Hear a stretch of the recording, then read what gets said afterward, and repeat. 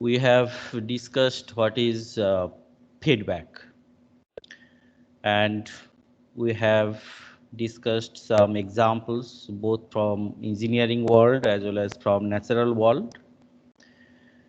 And there are two types of feedbacks. One is that positive feedback and negative feedback. So then you had some questions. That means how do you understand that system is using positive feedback or negative feedback? First of all, whenever you are developing a system, that means it is an engineered system. So it depends on you what type of feedback you will be using. The reason is whenever you design a control system, your first objective is to maintain the stability of the closed loop system. The second thing is that performance. So that feedback, in most cases, we use negative feedback, but there are many cases like flexible structures vibration control. In case of vibration control, we use both positive and negative feedback. Those things are not included in your syllabus. So if you are interested in, you can take nonlinear control offered by electrical engineering department. There you will see there is a concept of passivity. So using passivity theory, we can control that vibration of flexible structures using negative feedback. Again, it can be also done by using positive feedback, just invoking different types of control mechanism. So it depends on you what type of feedback you will be using. And in case of natural system, you can see some phenomena, and uh, you can see some phenomena, and from there you need to analyze that uh, biological system or natural system, what type of feedback is involved in this particular system, so that the stability is maintained and it is maintaining its performance. So there it depends on you how you are analyzing it. And basically negative feedback means, it would be subtracting that effect. That means it would be minimizing that effect, and in case of positive feedback it would be adding to that. And finally the objective is, please mute your microphone, I am getting some sort of feedback. Please mute your microphone. So in case of positive feedback, so basically it will be adding to that, and you can analyze from that particular structure what type of feedback is involved into that natural system. So today we will be discussing what is control.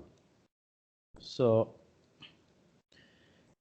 today we are going to discuss what is control. We have already discussed what is feedback, so that is what is control.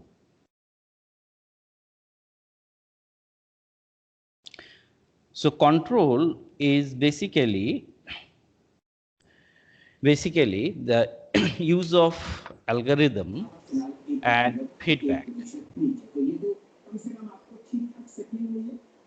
Particularly in present context, we are considering engineered systems. So the control is the use of algorithms and feedback in engineered systems. So in the present context. So this is the use of algorithms and feedback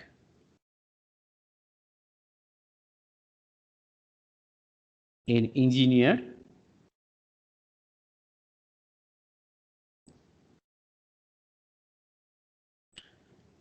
So engineered systems means that we make. So in present context, because as I have pointed out that in this particular course, we'll be just discussing all engineered systems.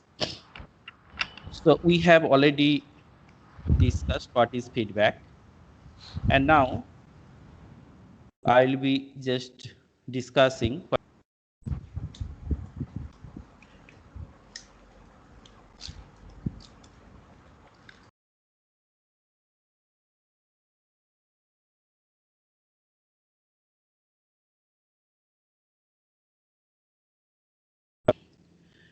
Algorithms means it is just control algorithms, and conceptually it is a bit different from the computer algorithms as the system dynamics is involved. So in 60s, 70s, when we did not have computer and high-speed processor, so and at that time, we used to realize these control algorithms through hardware. And the implementation was a big challenges for control systems engineers. So whenever a control system engineer designed a closed loop control systems and got us suppose one control law, then the next objective is to realize it in hardware. If the control algorithm is very complicated, then it is very difficult to realize in hardware. So at that time, there was some trade-off. And when there is some trade-off, then we used to lose that optimality and performance. But that scenario has changed in last 2 decades. Whenever we have that high-speed processor, that means whatever be the control algorithm you have, if it is realizable, then you can realize through software, and that implementation issue is not a problem. So nowadays, if you see control systems, so most of the control systems are actually that computer control systems. So now I'll be showing the different components of computer control systems, and then I'll point out some important features and some important concepts of that closed loop control systems, which is realized in computer controlled closed loop environment. So that block diagram of computer control systems like this. So you have a system. System means that dynamical systems, that is that system. You can say this is as plant. Then to measure that output, we have sensor. We have sensors, and the control input is fed to that systems through actuators. So that actuator feeds input to that system, and sensors measure some variables which are important for closing that loop. That means to get a closed loop feedback control. So now there are some noises and disturbances. So that external disturbances and noises comes through that. So this is that external disturbances, and here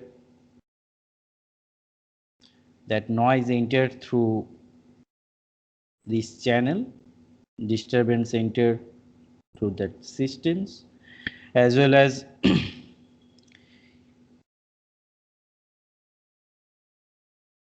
the noise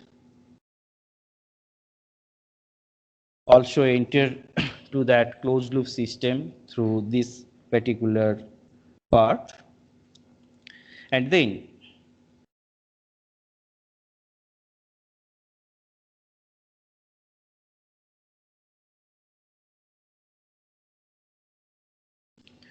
physically what happens, so this one is actually your process. I am just putting all of those things in this dotted line, so dotted box. Physically,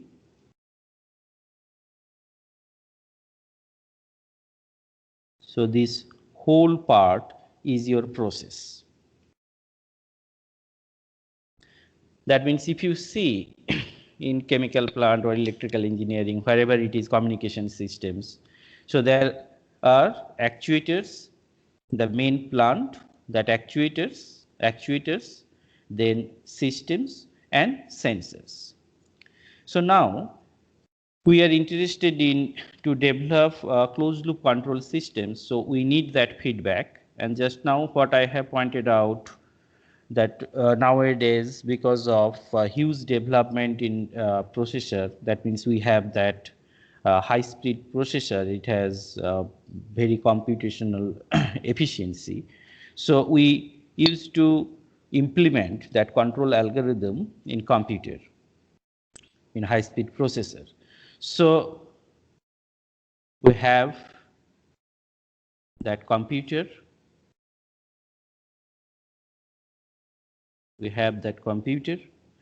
and how to feed this particular signal. So this signal you cannot take directly from here. The reason is the lot of noises and lot of things are there. So we need to put a block called filter.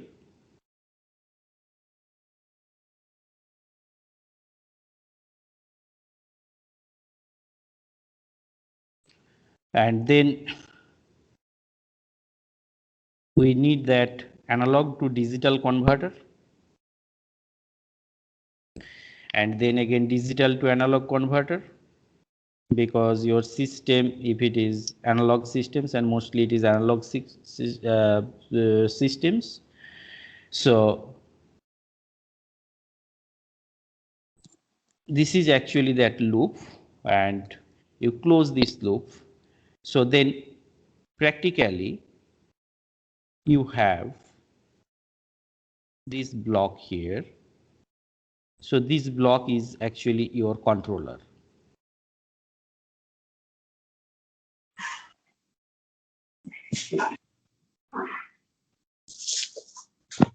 So then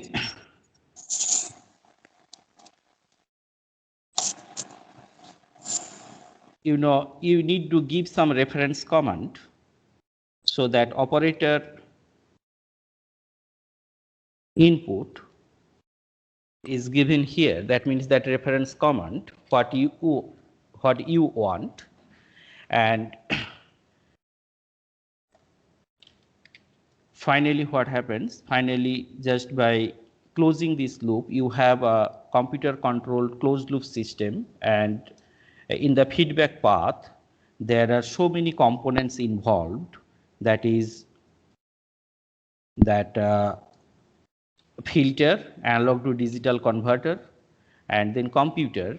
So computer, basically there you can say that it is a processor. There you just implement that algorithm, and then digital to analog converter, and of course they all are connected from a common clock. So that thing, I think it is obvious.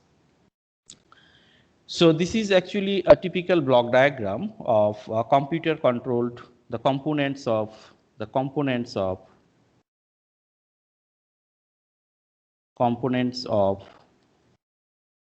computer controlled systems.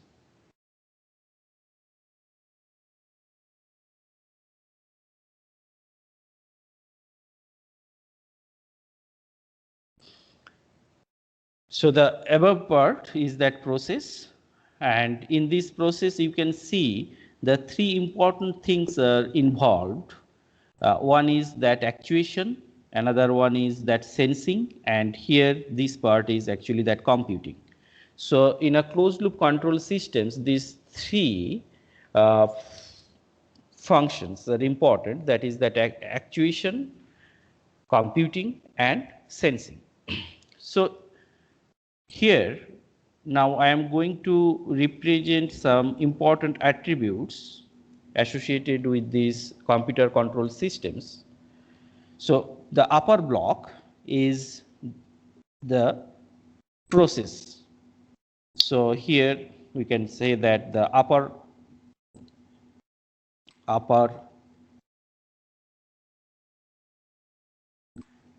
dashed box represents the process dynamics.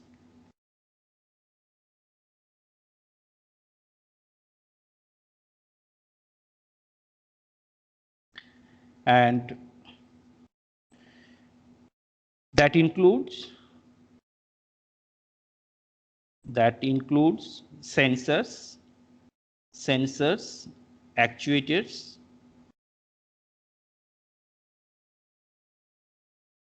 and the dynamical system.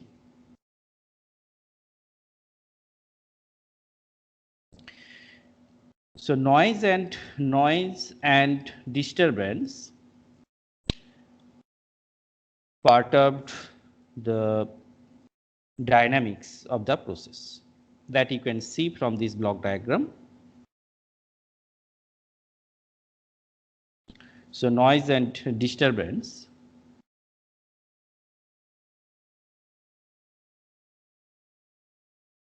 can perturb the dynamics of the process.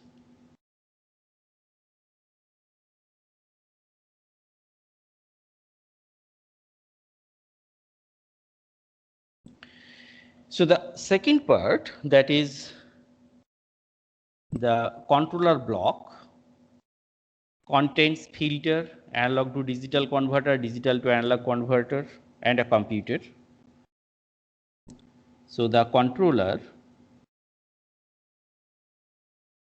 block contains a filter. So this filter is used to remove that some noises, and sometimes we use also some the signal conditioning circuits, analog to digital converter, digital to analog converter, a computer, so computer, or you can say that processor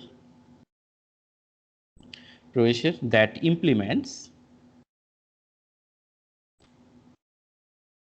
the control algorithm.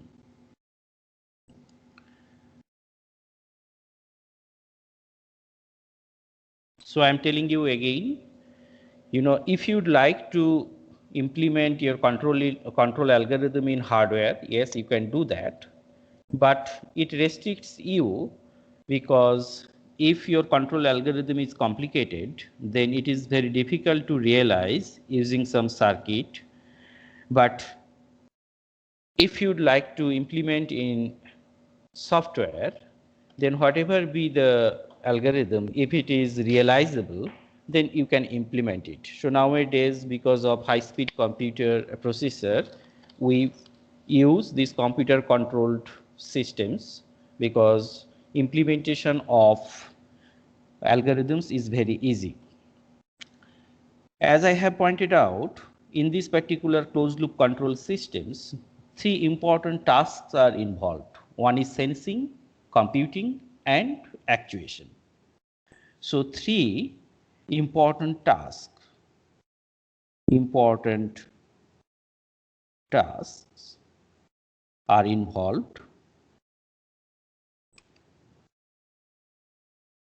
Three important tasks are involved: sensing, computing, and actuation.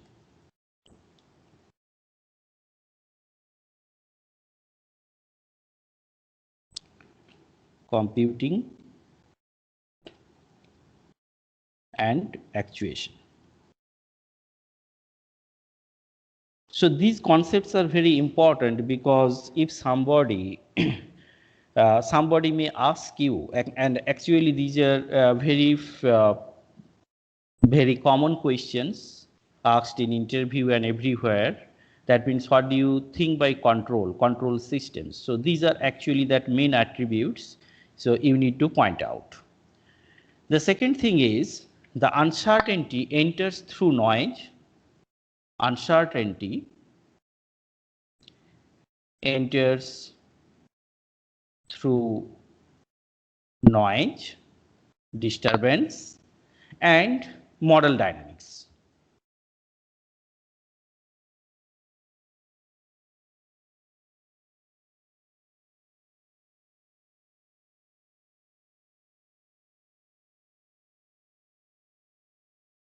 So that model dynamics means, as I think yesterday I have mentioned in lecture 1 and lecture 2, that means whenever you would like to design a control system, so you consider a model and mostly you consider all the nominal conditions. But whenever that system runs, because of that environmental conditions, changes in environment, aging, etc., you know, those model parameters are no longer valid. Valid means, you know, the actual value is different from the value that you have considered. So it introduces that uncertainty in the through the model dynamics. The algorithm that computes the control action as a function of the sensor values is called control law. So as a control system engineer, so this is actually our main task. That means to design a control law. So what is that control law? The algorithm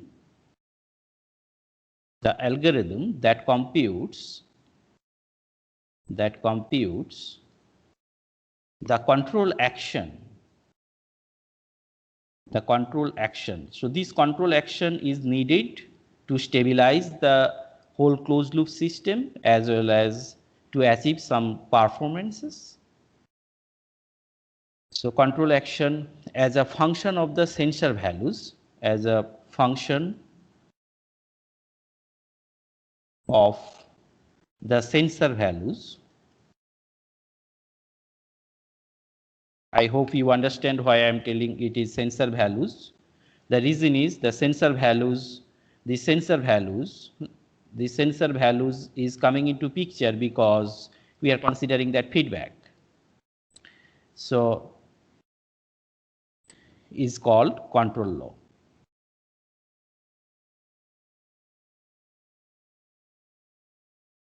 So as a control systems engineer, your job is to design one control law, and if you can make it as optimal, so that is fantastic. But at least you need to ensure that the system would be stable and some sort of performance would be satisfied. So as control systems engineer, our objective is to design that control law. So now,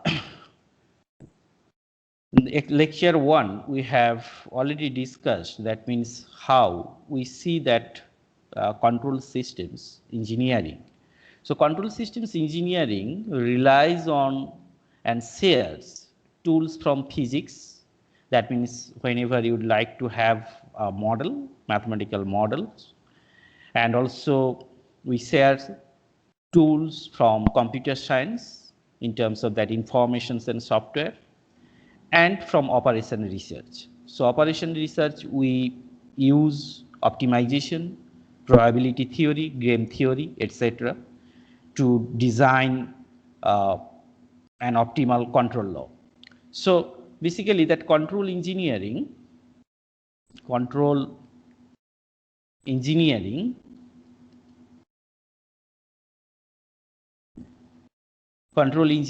relies on.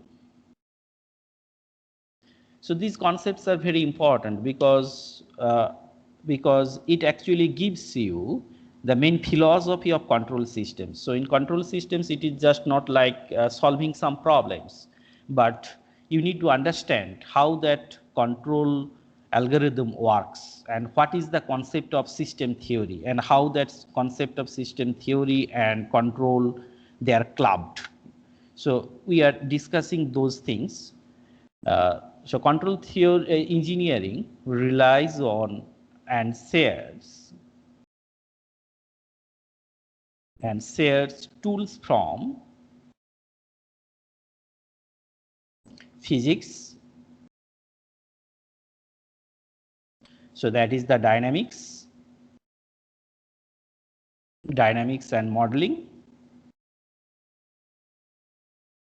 because at the end of the day you have to design a controller for a physical systems, and whenever you'll be considering physical systems, so all those laws of physics and everything are involved in there. So you need to consider those things. Then computer science.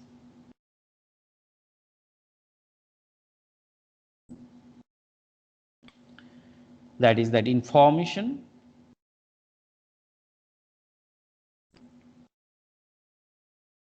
and software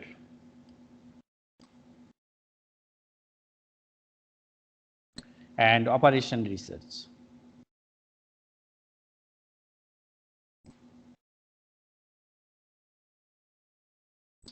So from operation research, we use optimization, game theory, and probability theory. So that is that optimization.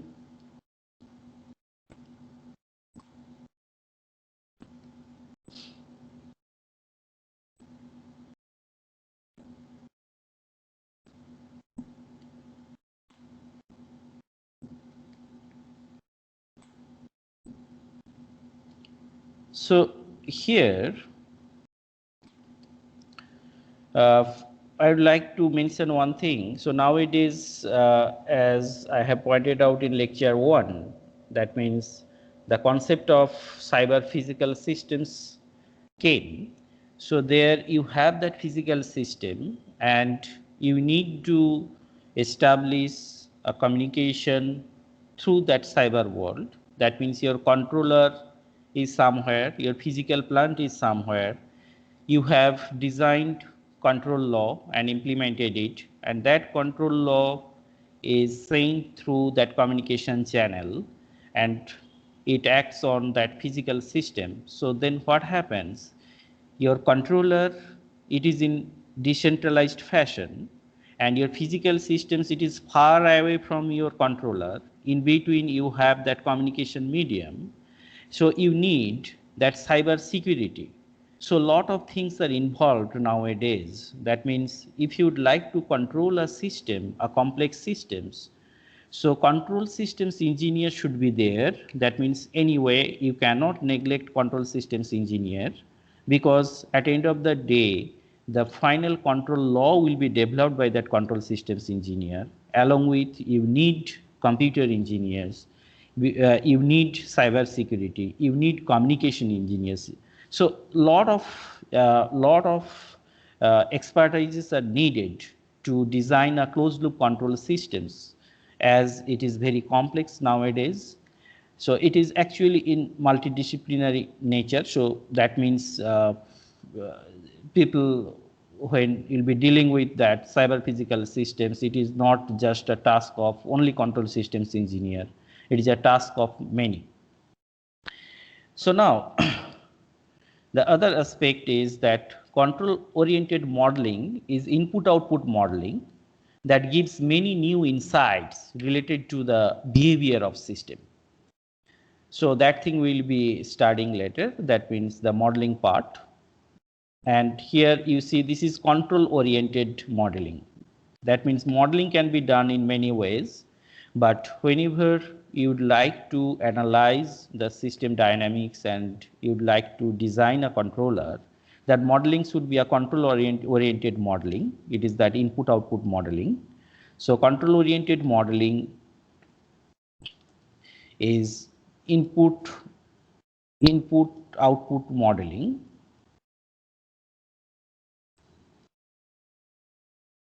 is input output modeling that gives many new insights, that gives many new insights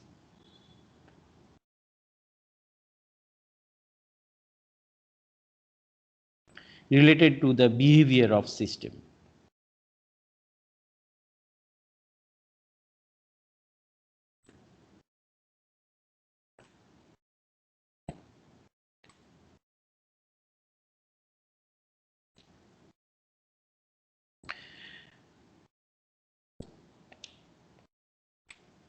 And just now I have pointed out that means these control algorithms are modern control algorithms for engineering systems are implemented in software.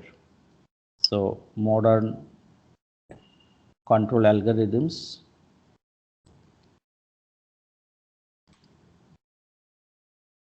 for engineering. So engineering systems means that we make. are implemented in software.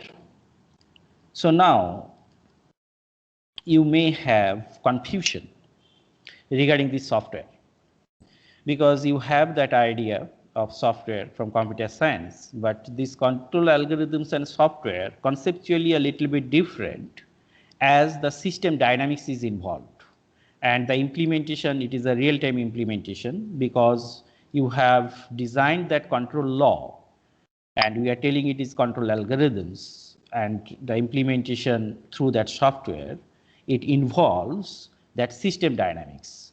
So that is actually the big difference with that computer software. So I hope now onwards you won't be having any confusion regarding that control algorithm software and the traditional computer software. So they are a little bit different. The difference comes from the systems dynamics point of view. So the control algorithm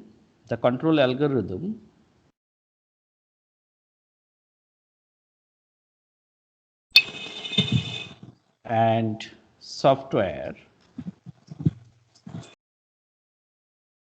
are very different from traditional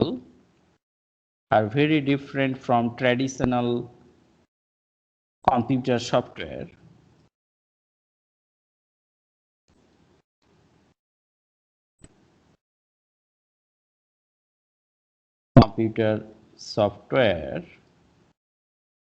Because of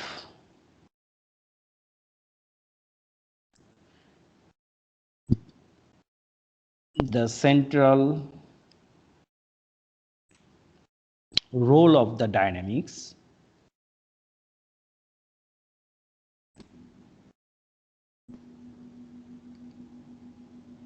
of the system and real-time implementation, real-time nature of implementation.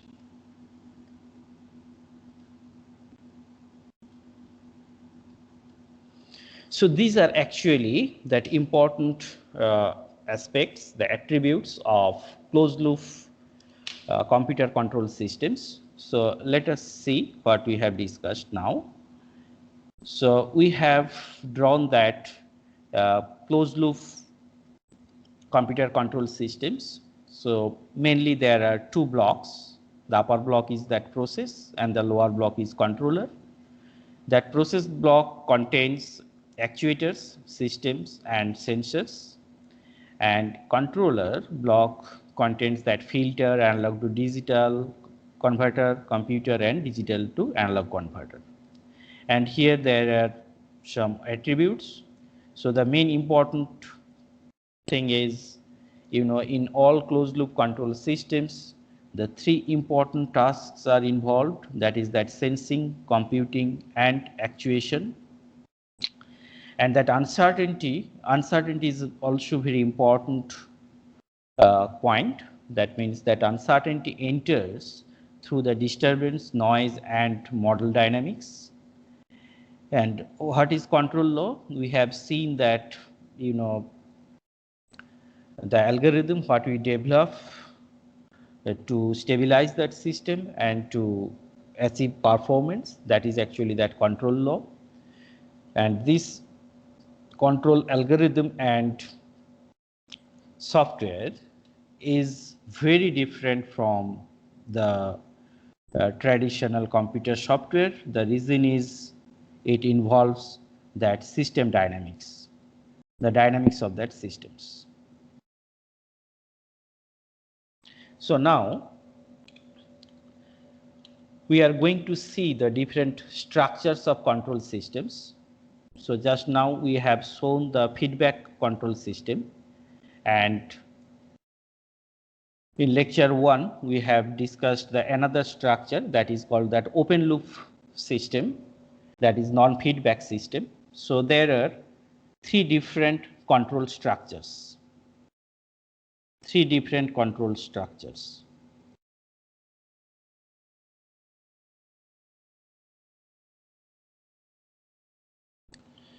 So one structure is that open loop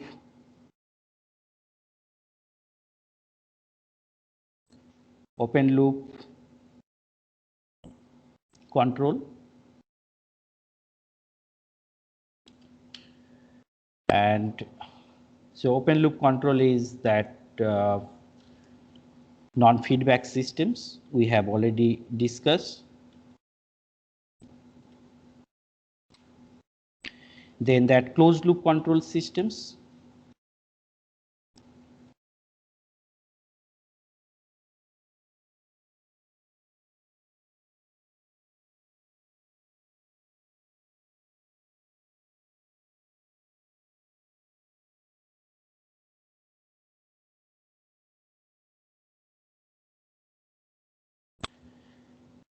so this is open loop control, closed loop control, and another structure is there which is called feed forward control.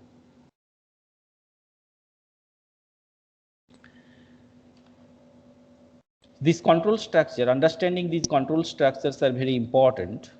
The reason is, as a control systems engineer, you need to decide which structure is to be chosen. There are many examples we have seen in case of feedback system. In case of these feedback systems, we have seen there are various types of systems from physical systems, engineered systems, and some natural systems. But in some cases, we also use that open loop control. This open loop control. So can you tell me any example of open loop control? You can unmute your mic and give your answer. Anyone? Open loop control, any example of open loop control?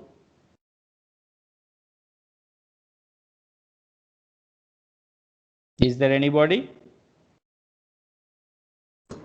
Sir, what would be the difference between an open loop control and feed forward control? Yes, that thing I'll be discussing now. I am just asking that can you give one example of open loop control? Traffic light. Right. Anything else? Washing machine. Oh, Autom. from where you got it? Have you collected my class notes from last year? No, sir. No, it is quite surprising. I used to give these two examples and you are giving these two examples. Fantastic. Yeah, so it is very easy to understand that washing machine and traffic control. So basically, open loop control, whenever it works on time setting, that means you see in the traffic light that red, yellow, and green.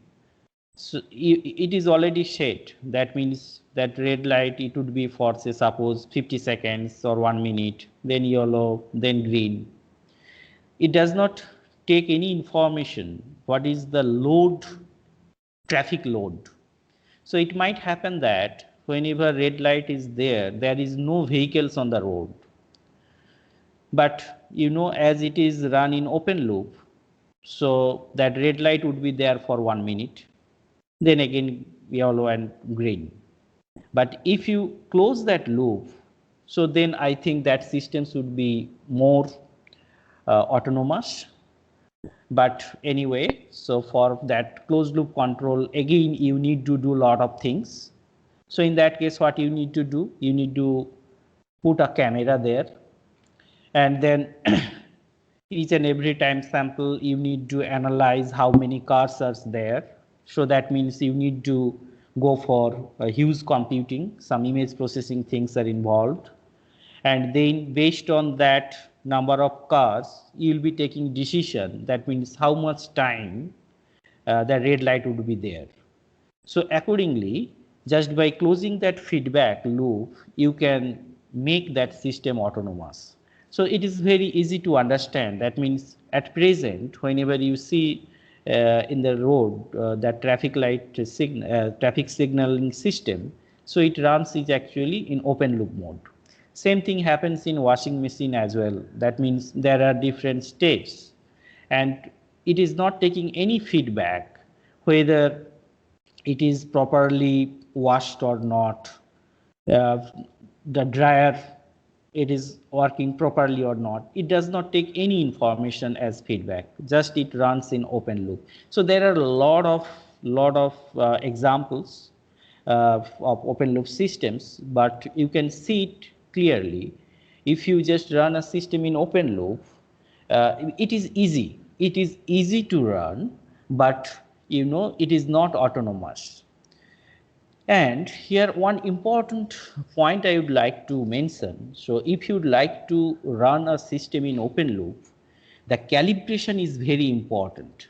The reason is, just looking at that output, you are deciding what input would be, and you are giving that input, and you are expecting that output would be following your input. So for deciding that input, the calibration is very important in case of open loop control. But in case of closed loop control, you have seen whenever you have set that feedback path, time to time it is calculating that error signal, and already control algorithm is implemented.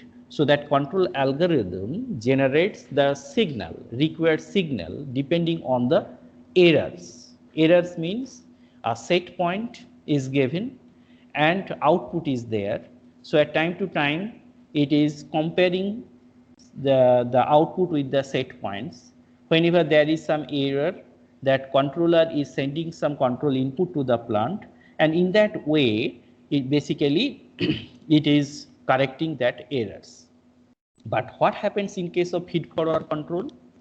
So feed forward control is somewhat like open loop type control, but here if you have some informations about some disturbance, suppose there is a system where a disturbance present, and you know what would be the disturbance.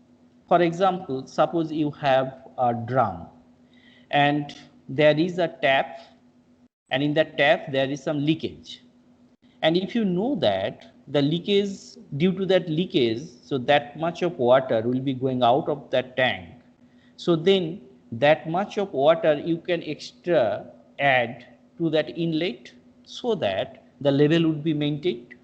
So this particular concept is called that feed forward control. So the feed forward control is used whenever you have that information about the disturbance. So basically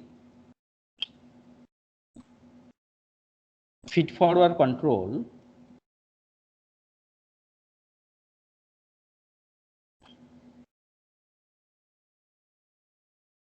feed forward control.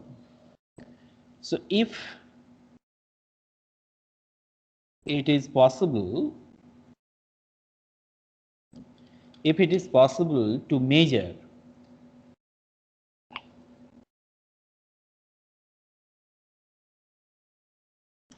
if it is possible to measure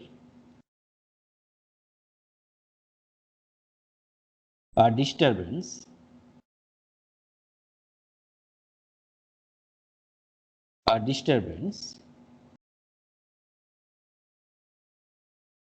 before it enters the system, like if you have the information about that leakage, this control is effective.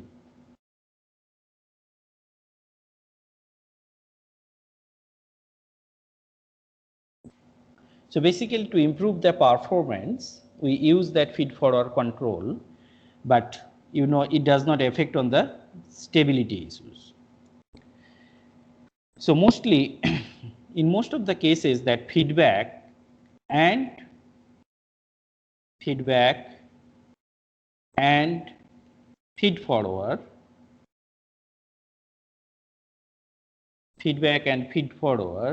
controls are applied together.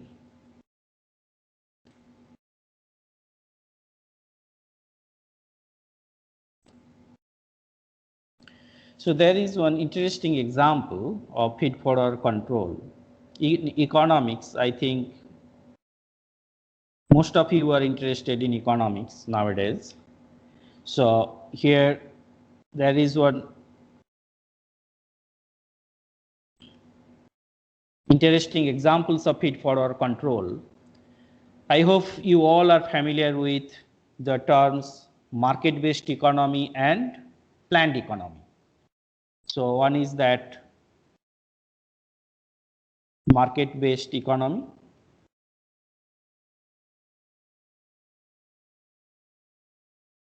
and planned economy.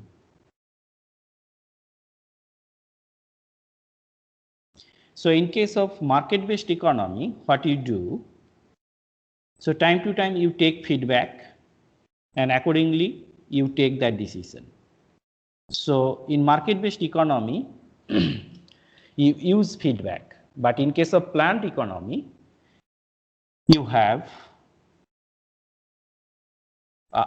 an idea about that market and accordingly you make a plan. So this is actually one perfect example of feed forward control.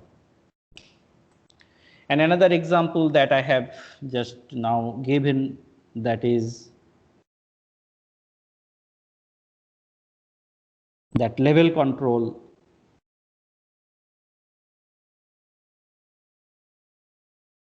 in a water tank.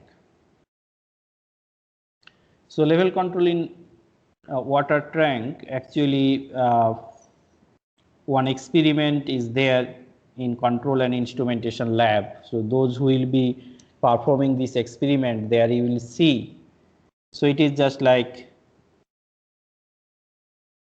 this is that tank. Suppose here you have one tap and this is that outlet. There is one valve and here there is one tap and some leakage is there. So you need to maintain, suppose, this level, and water is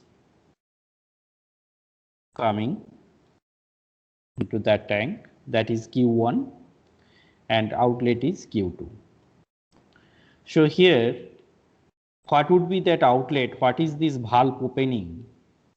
So that this level would be maintained. Whenever there is some leakage here, and if you have the information about that leakage, so then you can add some amount of more water, that is suppose Q1. So that means total thing would be Q1 plus small q1, so that this level would be maintained. So basically this is actually the concept of feed forward control. So just now we have discussed the different structures of control mechanisms. One is that open loop control, second one is closed loop control, and third one is feed forward control. So that closed loop control feedback system, that thing we have discussed in detail, and here we have taken some examples of open loop control, and now again we have discussed something about that feed forward control. So as control systems engineer, your job is to design a controller, but before designing a controller, you need to decide which control structure would be suitable for this particular type of system. So if you have any question, please ask. You can unmute and you can ask question.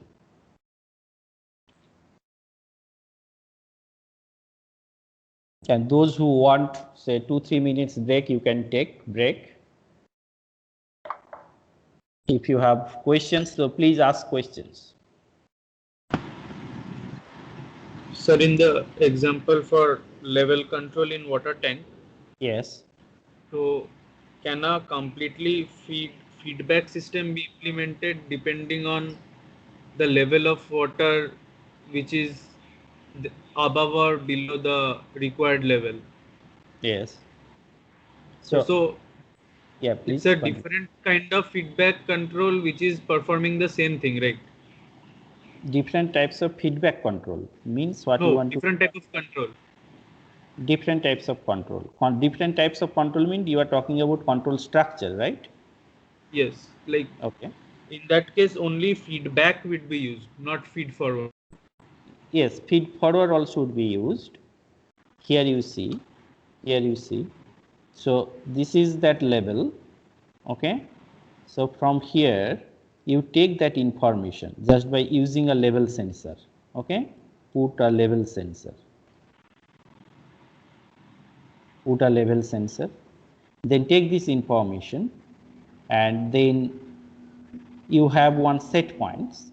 So set points is suppose this length you want, say suppose 15 centimeter.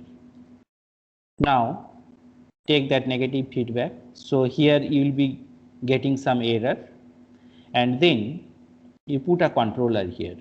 Controller, suppose PID controller. That thing I will be discussing say next week. Say this is a controller. So this controller will generate some signals, and depending on this error signal, then there is one actuator. So actuator is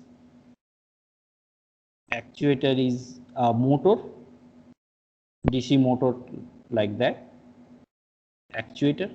So this control input, so here this is that control input is fed to that actuator, and this DC motor control this valve. Whenever, say suppose the water level is more than this 15 centimeter, then this valve will be opened so that more water will be going out of the tank. It is like this.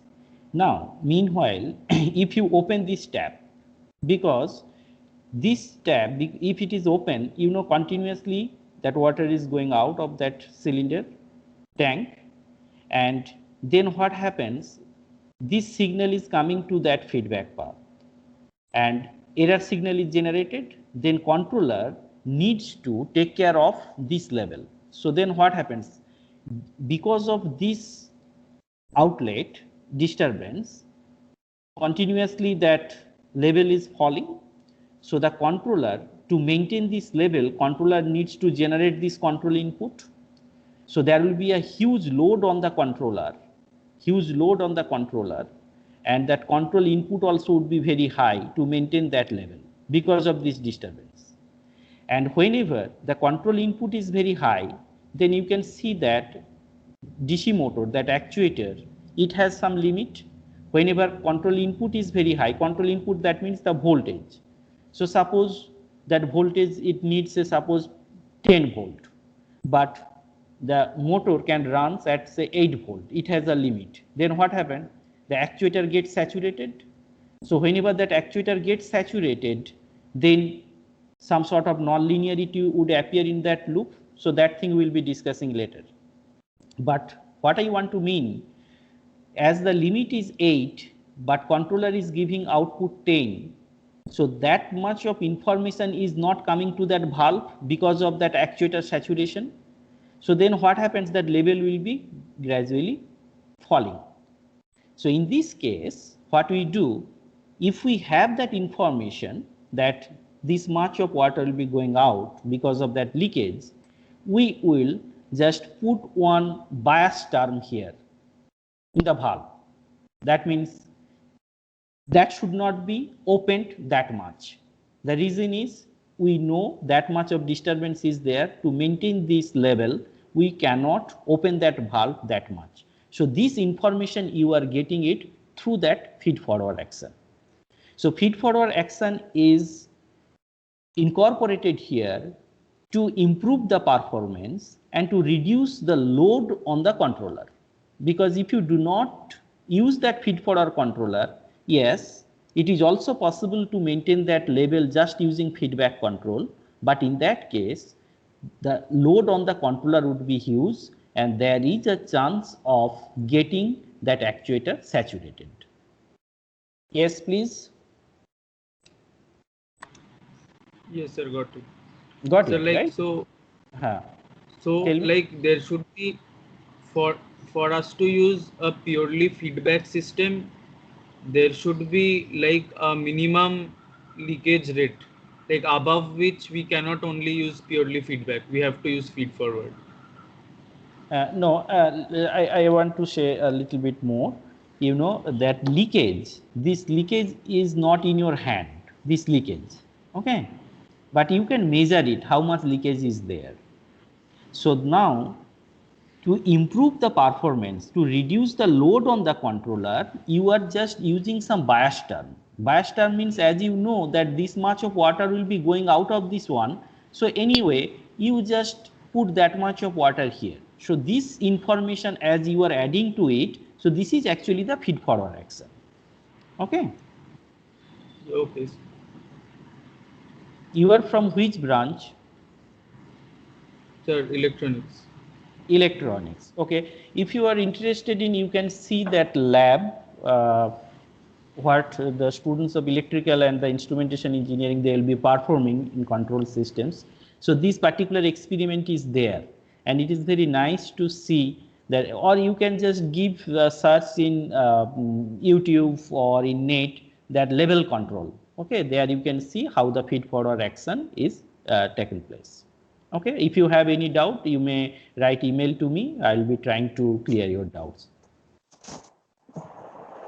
Any other questions? Class अच्छे थे corona से Sangra Do you have any other question?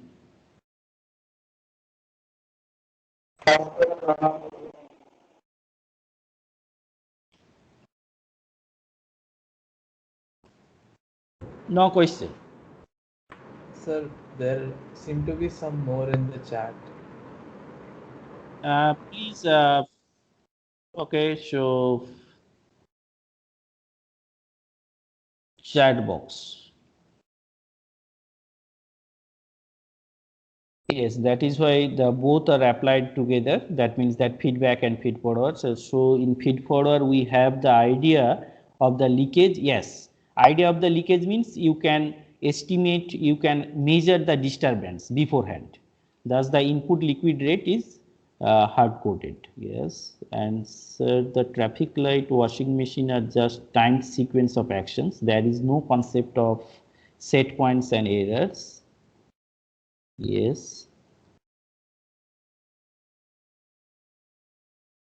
So whenever there is a timed sequence of actions, this is nothing but open loop control. A set point or error signal here. Why should we classify them as control systems? Yes, it is a valid question. So why we are telling it is as control systems? So control systems, the reason is, suppose you have a system. That means whenever you have that washing machine, if you do not give, say that some amount of voltage to that motor, so you cannot have that output action. So this is actually the control you are applying to that system. So that means some amount of voltage is given to that systems. So then that system starts working. So this is actually one control, and it is actually that open loop control. This is actually that input output concept. So in that sense, whenever you have a machine or whenever you have something, you are just giving some force on it. So it is control, you are controlling it. So that is open loop control. Rudra Jyoti Rai. So you get my answer, or you have some more questions? Rudra Jyoti Rai.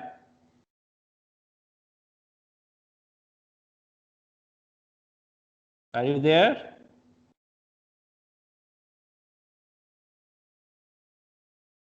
Sir, can there be only feed forward or only feedback? Yes, only feedback means feedback control is everywhere. You have to use feedback control.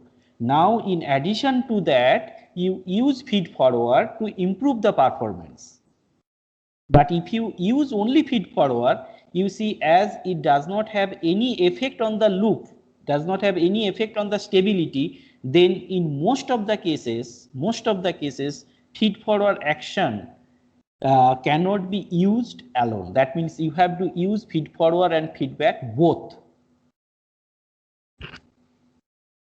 So Rudrajyoti, so in that sense, can we classify a battery connected to LED via resistors? Yes, yes. It is a system and it is a control open loop. Yes, it is a system. And you can see, that means if you change the battery voltage, then you can see the light, it is dimming, glowing like this. Yes, it is also a control system. It is open loop. Sir, can any stable system be called control systems? Of course, because in control system, it is two objectives are there. One objective is stability, another objective is performance. So suppose you have a stable system, but that stable system may not satisfy your objectives, your performance criteria. So in that case, we will be using feedback, we will be designing one controller to achieve performance. So the answer is, for stable systems, also we need feedback to achieve some performance objectives. So that is also a control systems. Vaishik Mondal, I hope you get my answer.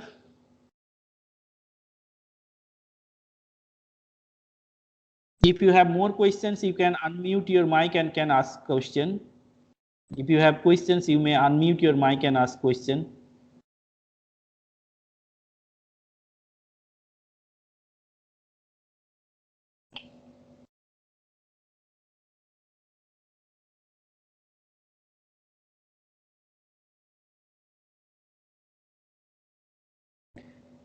So Anita James, are you there?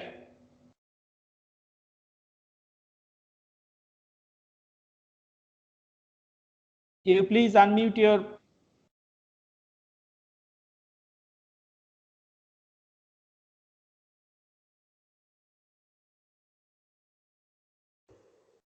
Yes. So Sivansh, your question is, what is the difference between that noise and external disturbance?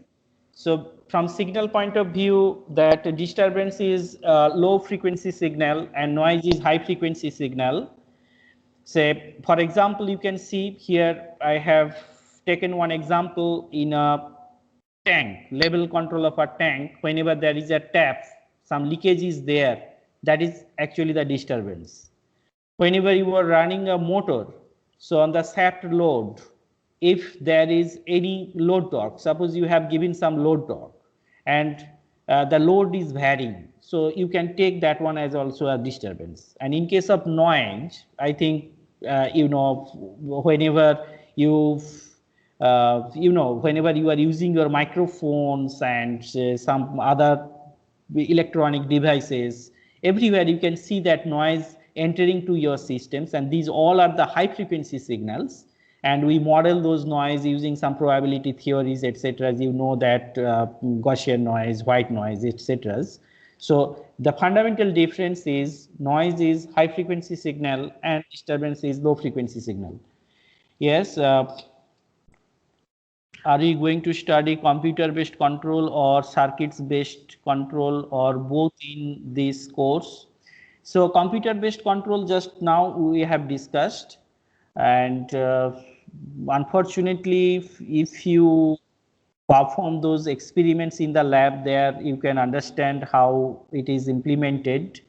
But in this course, we are not going to discuss in detail those processor parts, etc. Because as it is fundamental course, I need to cover those analysis parts. And circuits based control means some electrical circuits will be taking for examples, and also I'll be giving some problem sets where you need to solve some circuit problems from control systems point of view. Yes, we'll be doing something, but the computer based control, that is basically the discrete time control. It would be discussed in brief at end of this course. It will be covered by Professor Arun Ghosh. Yes, Sonika, you are here. So, okay. Okay.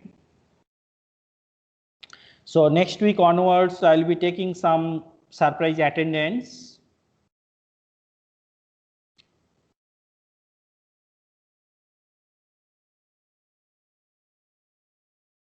Okay. So I hope we have taken few minutes break and then we can start the next topic, which is really very interesting. That is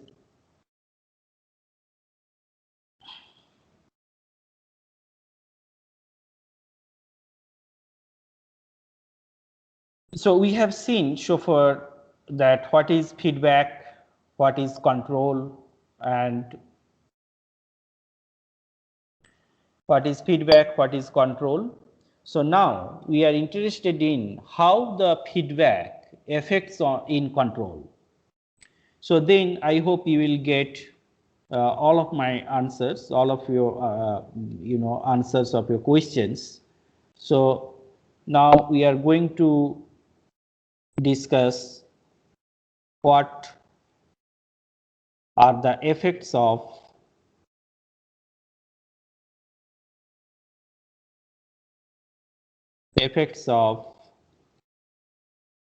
feedback in control. So now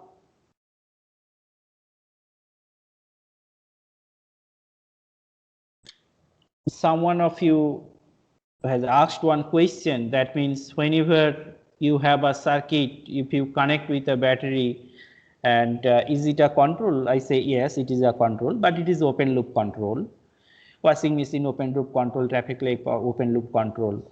Then we have discussed that what is feedback, but now we'll be discussing why we are interested in feedback. What is the need for feedback? What are the advantages of using feedback?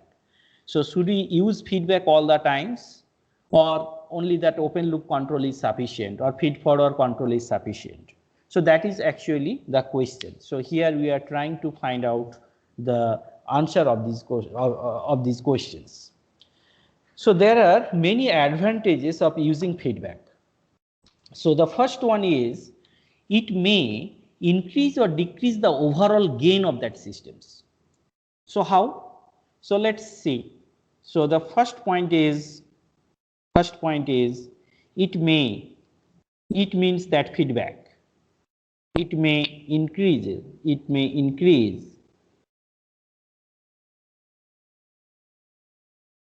or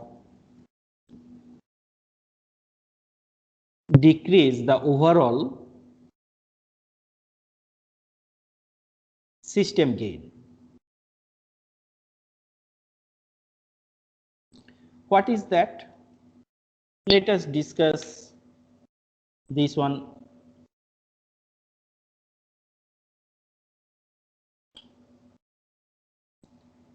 So suppose you have a system that is G, and you may take it as a static gain G. So now if you use feedback, so feedback is this one, and this is unity feedback. You can see it here, the gain of that feedback path is unity. So this R is that reference signal, E is that error signal, and Y is the measured output. So now if you change the gain of that feedback path, so how you can do that? You can just put one systems or make one circuit so that the gain of that feedback path is different from that unity feedback. So that means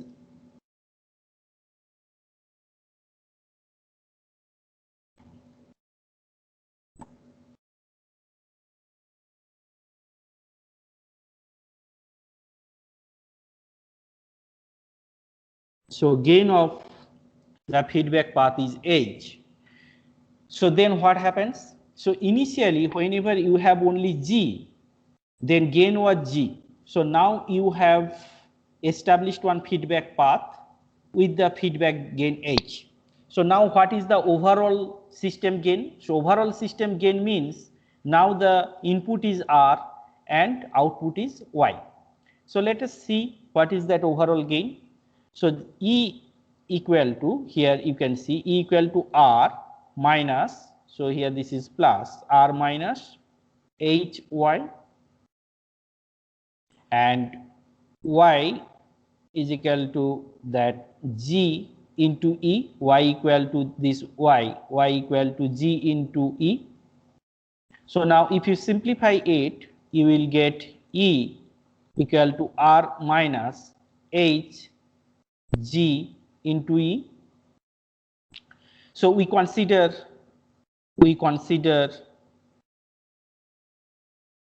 single input, single output case.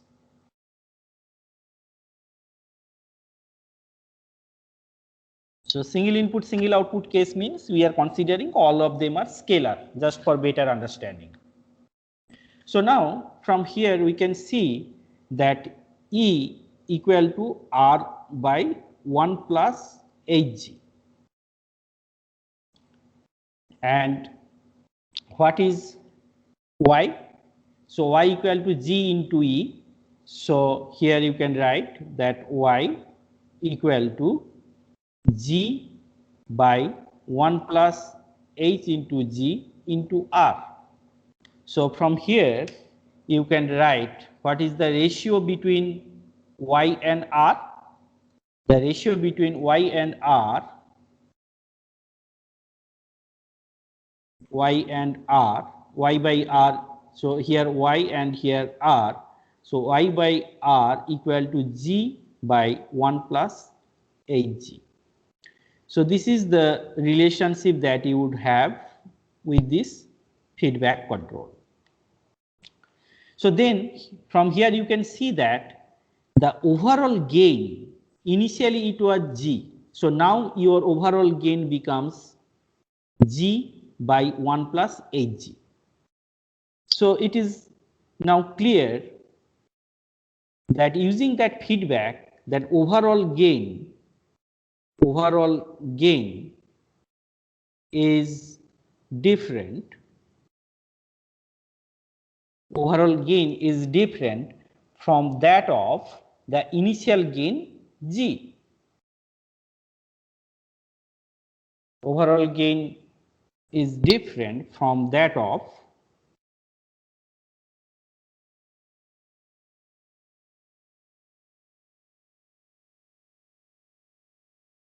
initial gain G.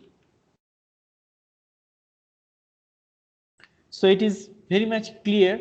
That means whenever you would like to change the overall system's gain, that feedback can help you. If you just make that feedback, then that overall gain would be different. So let us see the second advantage of using that feedback. So the second advantage is it can make the overall system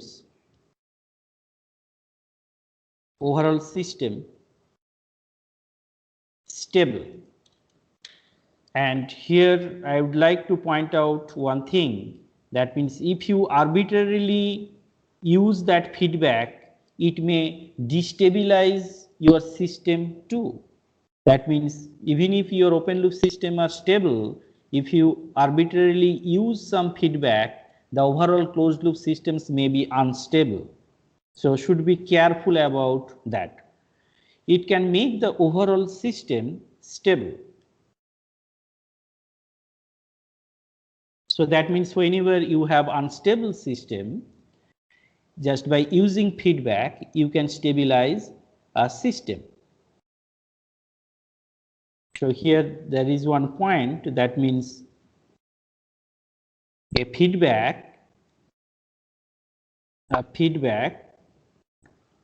can make and overall system unstable, although the original system is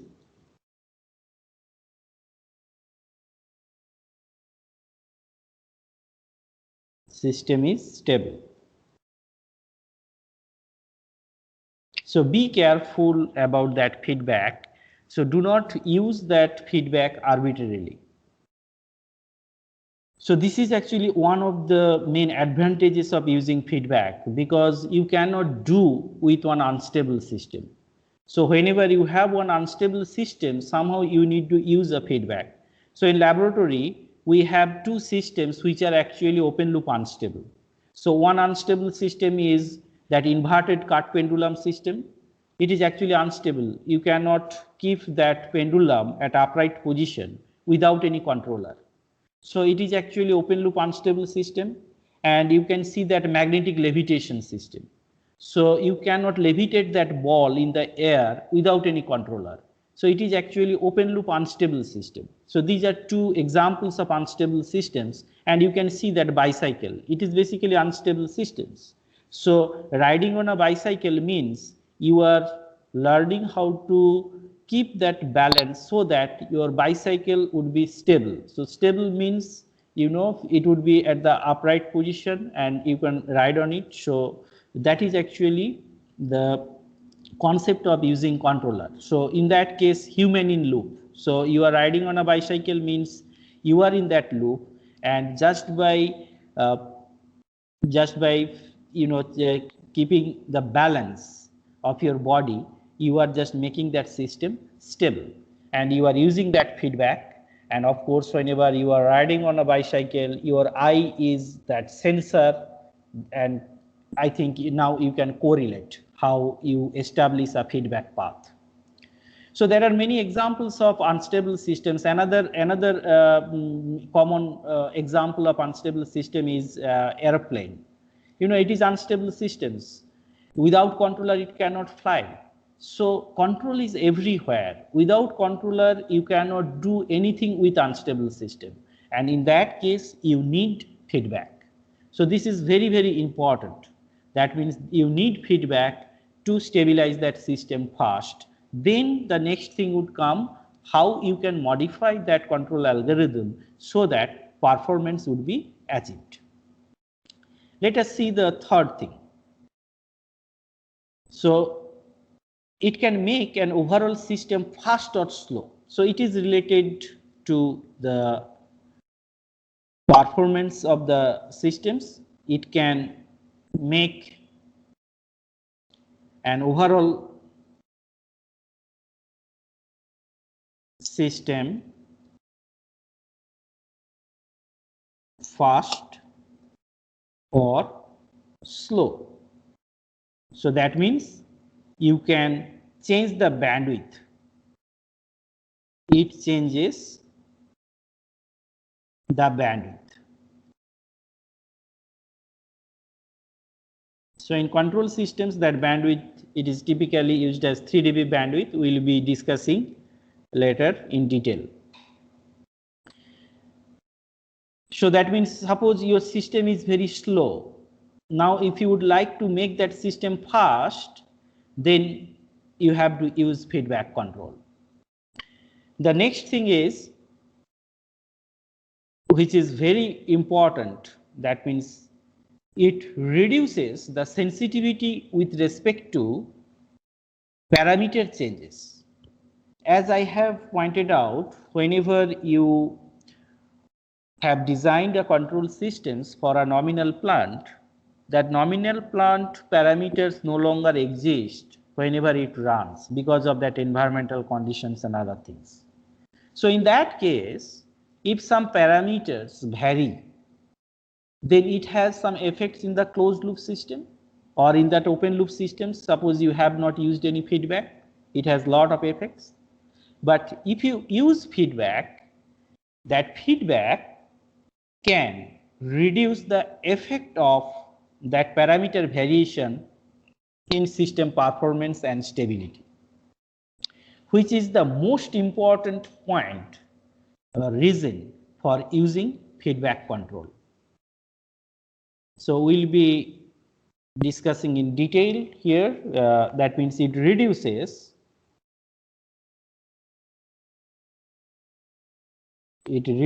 the sensitivity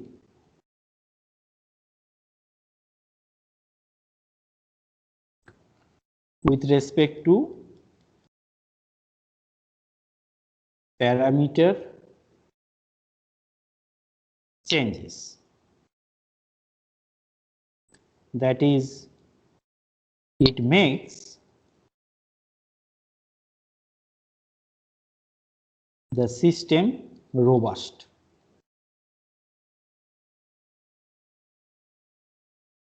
So that is, if you would like to achieve the robustness of a system, so you need to use that feedback.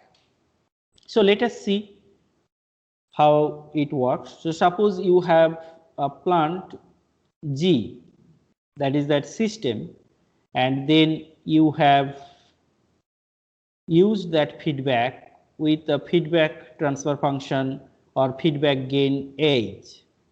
For the time being, you take this is a gain. So now this is R and this is Y. Suppose you are using that negative feedback. So here the Y by R that we have derived just earlier, that is Y by R equal to G by 1 plus GH. So now we define that the overall gain,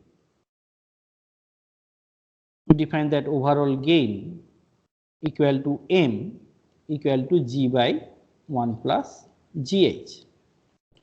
Now if there is any change in the gain G, then what would be the effect of that change in the output? We will see that. If there is a change in G, what is its effect on the overall gain M?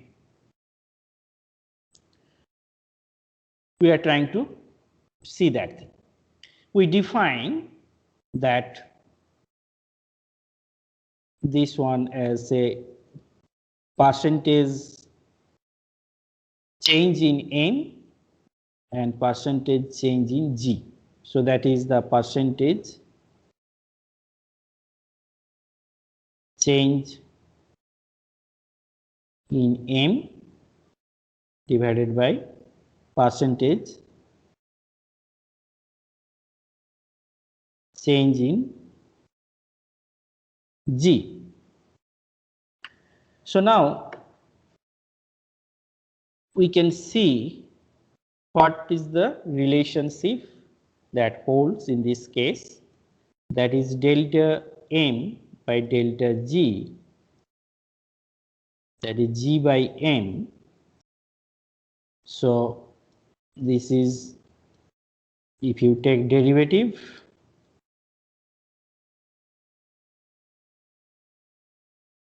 that means del M by del G, you will get this one into G by G into 1 plus GH. So finally you will get 1 by 1 plus GH. So this is actually called that sensitivity. This one is called that sensitivity.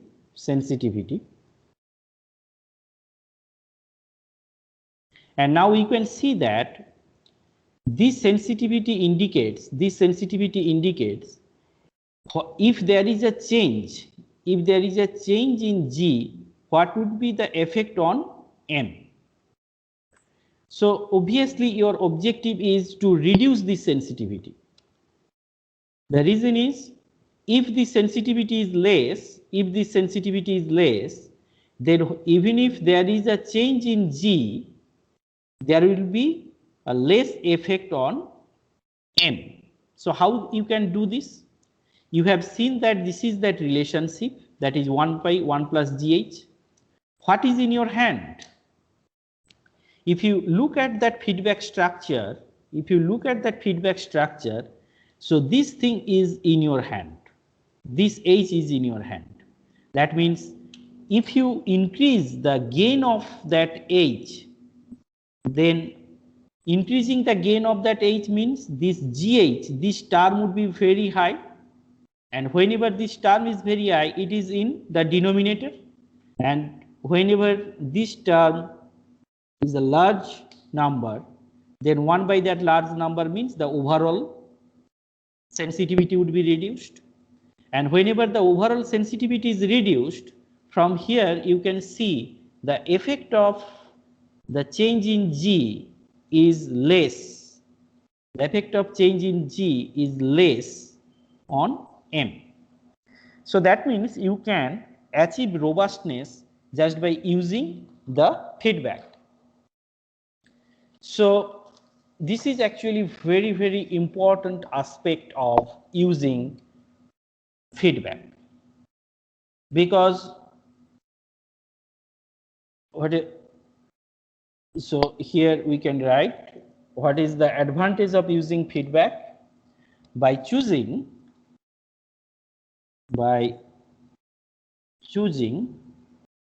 a high gain, this high gain is at your hand because you are a control system engineer and you are changing that gain H that you have used in feedback.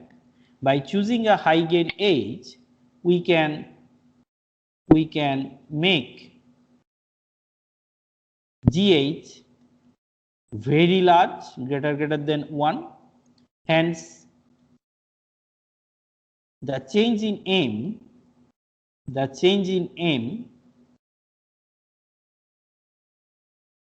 can be reduced.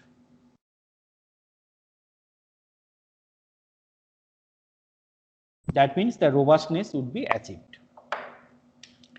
So this is actually one of the important reasons for using feedback. So another important reason of using feedback is the attenuation of the effect of disturbance and elimination of noise, the effect of elimination of noise. What are those? So it can, that means if you use feedback, it can attenuate the disturbance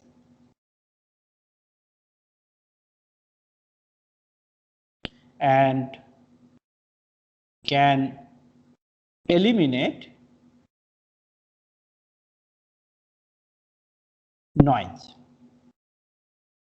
As in lecture 1, I have pointed out, this disturbance and noise is inevitable. That means if you have a physical systems, everywhere noise and disturbance is there, but they are not expected. That means if there is an effect of disturbance at output, you know, obviously it would deteriorate that performance.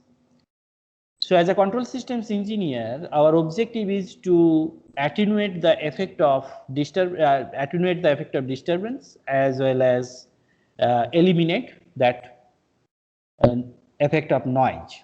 So let us see in detail. So suppose you have a plant, a system G here. So now suppose disturbance enters at output and you have established one feedback path and that feedback gain is H. Suppose you are using that negative feedback and this is that reference comment and this is that error signal. So now from here you can see that this disturbance is actually would create problem, because at output, whenever the disturbance is coming, so in case of say motor, you know, at the shaft, if there is any disturbance, then it will affect on the performance. So in this case, if you use this feedback, how the effect of this disturbance will be attenuated, that we are going to see. So suppose you have this loop, then Y equal to the disturbance into GE. So then you can write the D plus G R minus HY, that is D plus GR minus GHY. So if you just rearrange this equation, you will get that Y is equal to D by 1 plus GH and G by 1 plus GHR. So from here you can see there are two inputs entering that system. So this input R, this is actually that reference signal that you have given, but this D is disturbance.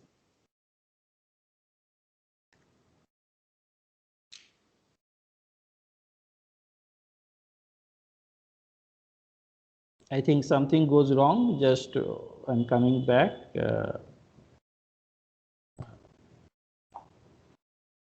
So can you see the slides? No, sir. No, sir. No. Okay, just Yes, sir. Now it is visible. Yes, sir. It's not visible. is it visible? Yes, sir. Yes, sir. Okay. So this D is the disturbance. D is the disturbance. So now just look at here, this particular term. So it has some effect on that output, but which is unexpected. So how we can do that? How we can attenuate the effect of this disturbance?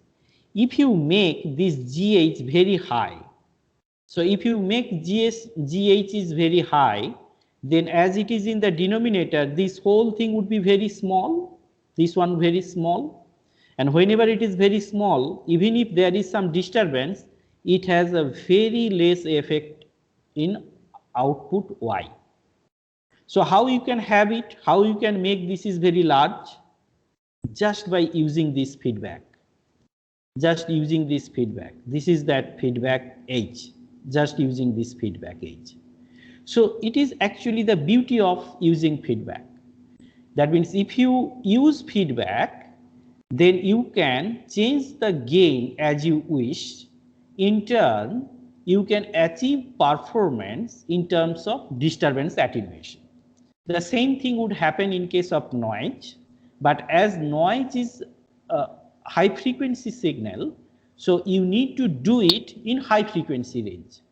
But disturbance is low frequency signal, you have to make this GH very large in low frequency. So we will be discussing those things later in detail. So this is actually called that robustness. So now I hope it is very much clear. That means if you ask me the question, that means whenever we have three different control structures like open loop, closed loop and feed forward, we understood that feed forward, if you use alone, it won't help you much because it does not have any effect in stability, just like open loop control. So now the point is whether we would go with open loop control or closed loop control. So in closed loop control means you are going to use feedback, and here these are my answers. If you use feedback, you will get lot of advantages. So first advantage is it may increase or decrease the overall system's gain. The next one is it can stabilize that system. It can stabilize that system. Then third one is you can achieve robustness with respect to parameter uncertainties, and it can make that system fast or slow. That means you can change the time domain dynamics of that system. And the last one is you can achieve disturbance attenuation and noise elimination property using feedback. So today, I hope you all get the answer. What is the benefits of using feedback? What advantage we can have if we go with closed loop control? So closed loop control means it is the feedback systems, and it has lot of advantages that we have discussed. So now I am going to take a simple example to understand this concept, and after discussing this example we will stop our class today. So let us take one example. So I would ask you to simulate this example in Simulink, and then you look at the response. So I can show it here through MATLAB, but I don't know if I run MATLAB whether my system supports or not, because a lot of accessories are connected, then it may go out. So I'll ask you to do it on your own. So you simulate this system and you look at what are the responses. So I have taken a simple example.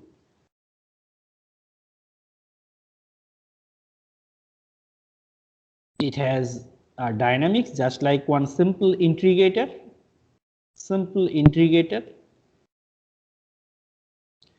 So this is YT, and this is error signal. If you close that loop, I have put one gain here.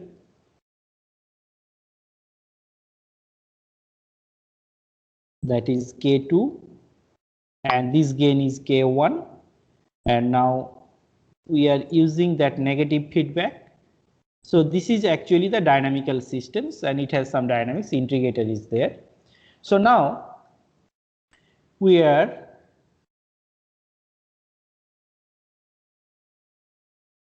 interested in to see what happens if we apply that reference signal RT.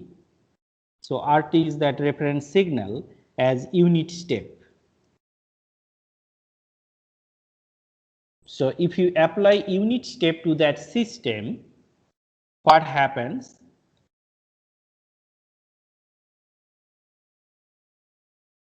So this is T, this is RT. So basically the unit step function, this is 1.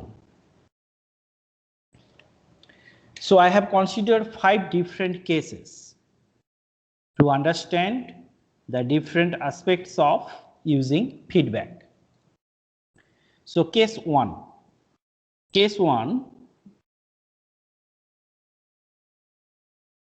I put K2 equal to +1. So you can see from here, whenever you put K2 equal to +1, so that means this feedback is unity feedback gain, and this is negative feedback. So, and whenever you put K2 equal to -1, then it is again unity feedback, and minus it would be plus. So effectively it would be behaving like a positive feedback system. So here K2 equal to +1 means it behaves like a negative feedback system,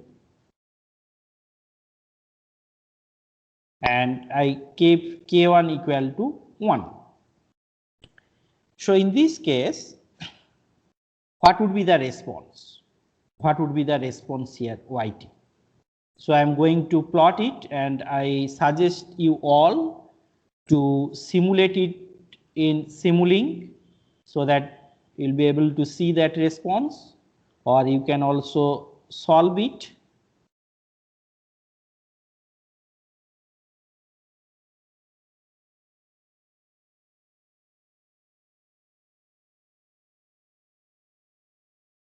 So response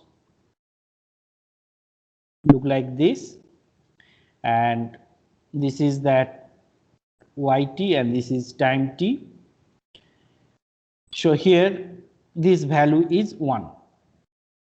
So what interesting thing you can see here, whenever you give the reference command rt equal to unit step, and if you keep k1 equal to 1, k2 equal to plus 1, then this output yt is tracking that reference command, tracking the reference command.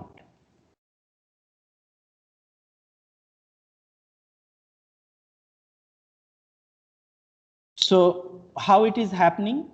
Because of that feedback. So here it is not only that feedback, it also depends on what values you have set, what are the feedback gains. Because as control systems engineer, your job is to find out what are the gains, K1 and K2.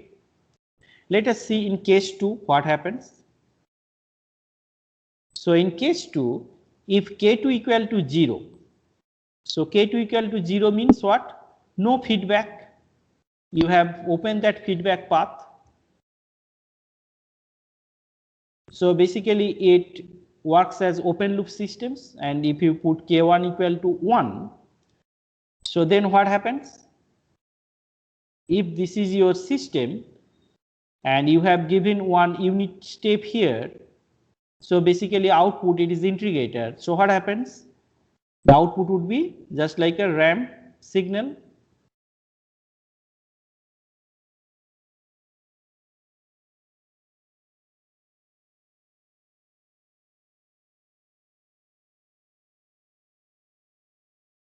So this is your output yt, and it would be just like one ramp signal.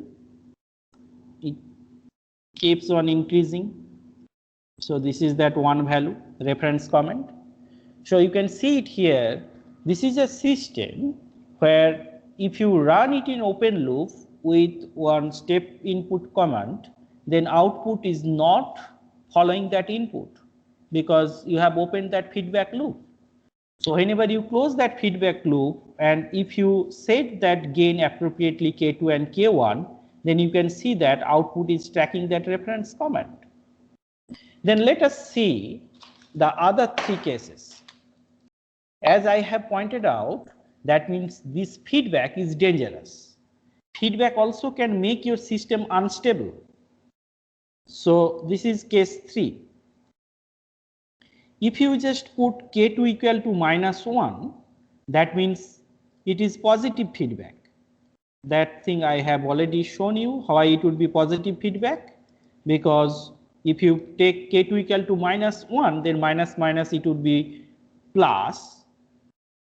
If you take this is -1, so this is -1, so -1 and -1 it would be plus, and this feedback would be actually a positive feedback, and keep the forward path gain equal to 1.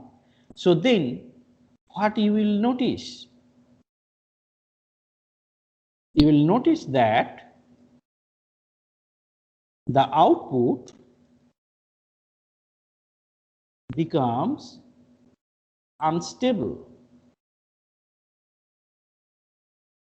So that means even if your system is not unstable, it is actually marginally stable type, because that things we'll be discussing later.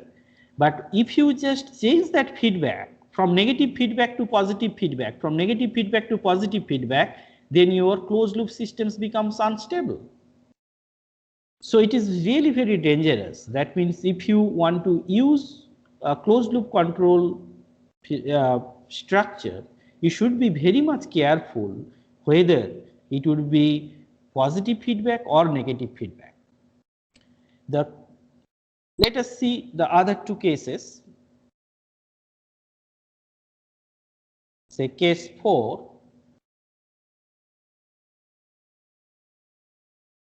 Here we take K2 equal to 0.25 and K1 equal to 1. So what is K2? K2 is here. So this is that K2. K2, that is the feedback gain. So in this case, feedback gain you have taken 0.25 in place of 1. Then you can notice an interesting thing. You can notice here that this is time input and time axis, this is output. You will notice here that this is the value 1, this is not in scale, and this is that value 4, and you can notice that the output is coming like this. So output is at 4. So that means tracking is not followed. The input you have given, that is that unit step, but output you are getting 4. Why it happens? It happens because you have changed that feedback gain. So that means if you change that feedback gain, you can achieve tracking performance, you may or may not. So should be very much careful whether when you will be designing a feedback control system. So let us see the last case, that is that case 5. Whenever you put K2 equal to plus 1, that means negative feedback, and K1 equal to 0.1. That means if the forward path gain is reduced, forward path gain means where it is here. So keeping the same gain in feedback path, if you reduce the gain in the forward path, then what would be the response?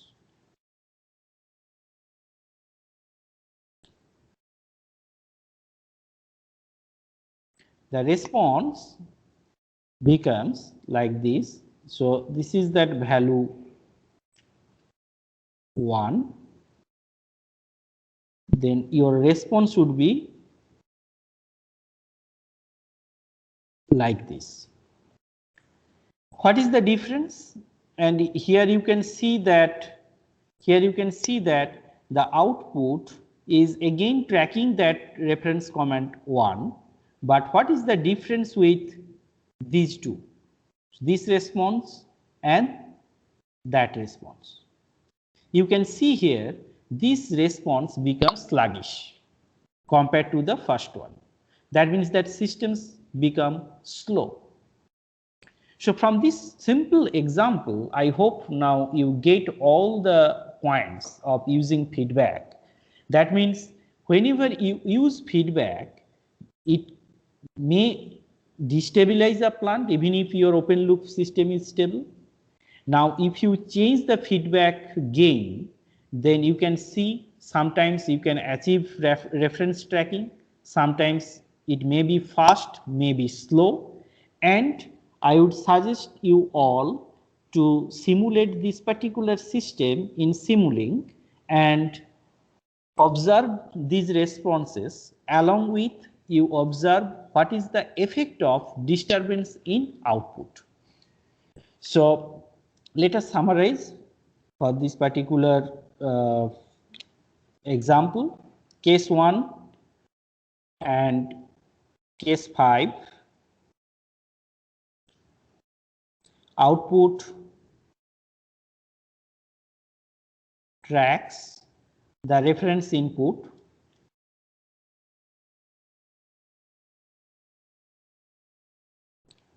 but case 5 is sluggish compared to case 1. Now, another thing we have noticed that positive feedback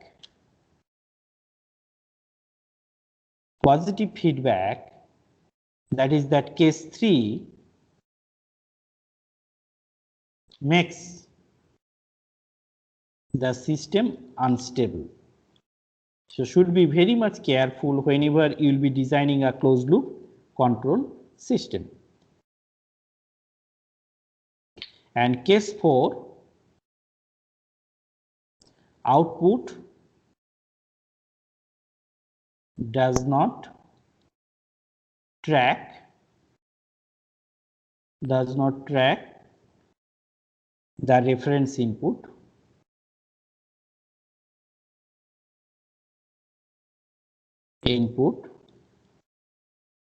but stable.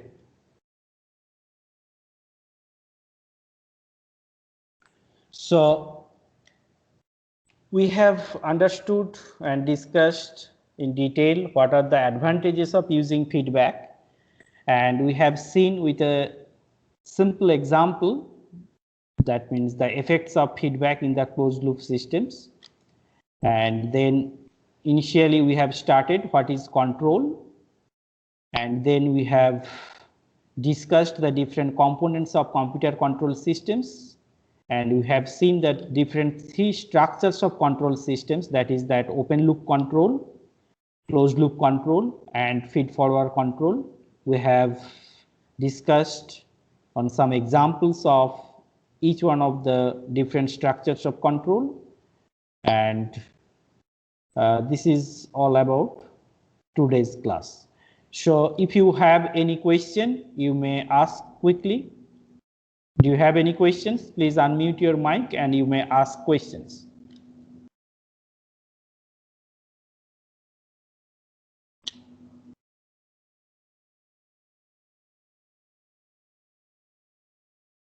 Do you have any question?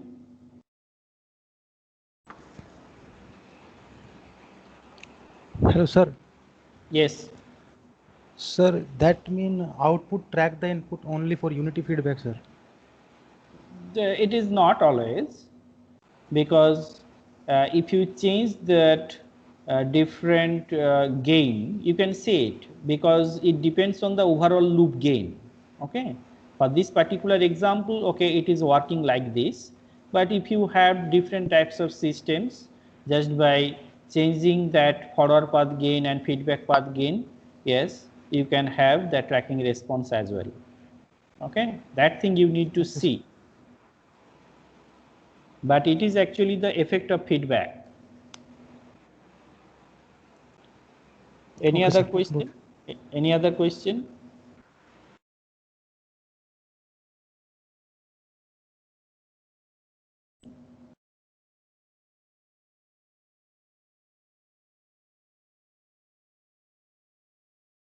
Okay, I think you do not have any questions. So thank you very much. You can leave now, and I suggest you all to simulate this particular example in Simulink and look at the responses, along with you see what is the effect of disturbance at output. You may take one sinusoidal signal with a very low frequency, or you can take a step input with a very small time duration, and you can see what is its effect at output whenever you use feedback and if you do not use feedback. Okay, thank you very much.